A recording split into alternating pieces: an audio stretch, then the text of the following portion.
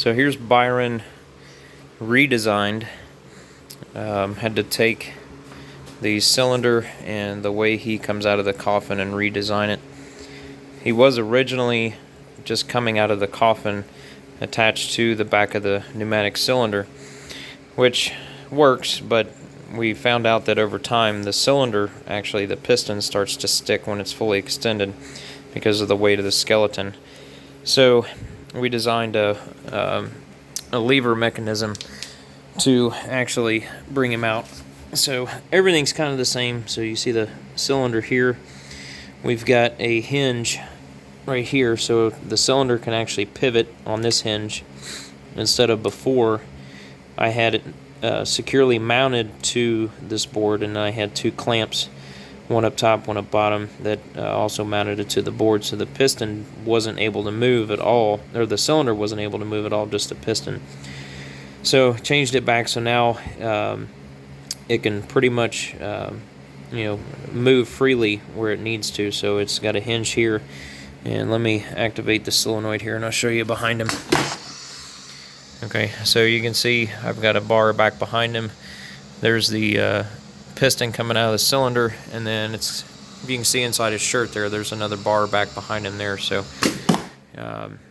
he moves so much better, he doesn't get stuck, and it's less wear and tear on this pneumatic cylinder, so which works out really well. So I got my hand trigger in tonight, so you can see I've just got a little setup here. I'm just testing it.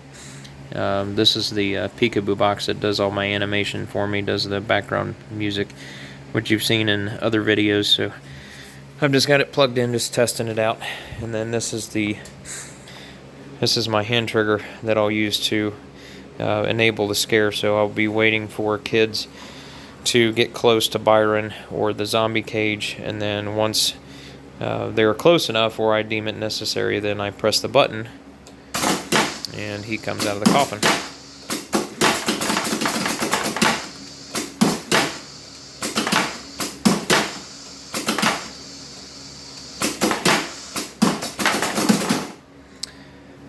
So that's pretty much it. It's obviously you're not hearing the screaming in the background, which makes it worthwhile.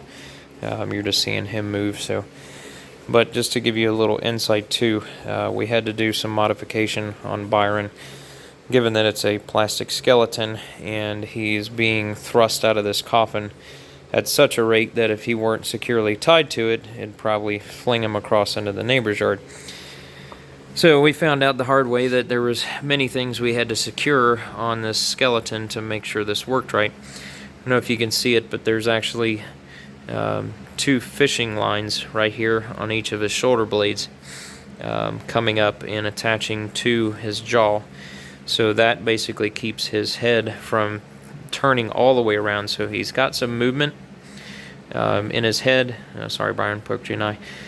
He's got some movement in his head, but his head cannot turn all the way around or turn completely sideways. It keeps it kind of centered. So he still has movement, and but it restricts it, and then you also can't see the fishing line. And then another issue we had was the way the jaws on the skeleton are arranged. They're just two plastic pins that go inside. They're on each side of the skeleton head. And with all the force that he was coming out with, it was actually pulling the jaws out of the skeleton head. So we had to figure that out. So I've got a wire brace in between the two ends of the jaw, basically clamping it together so it won't come out of the skeleton head. So far so good.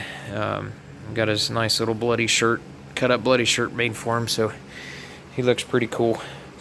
We're going to put some hair on him next, and I think that should be the end of Byron.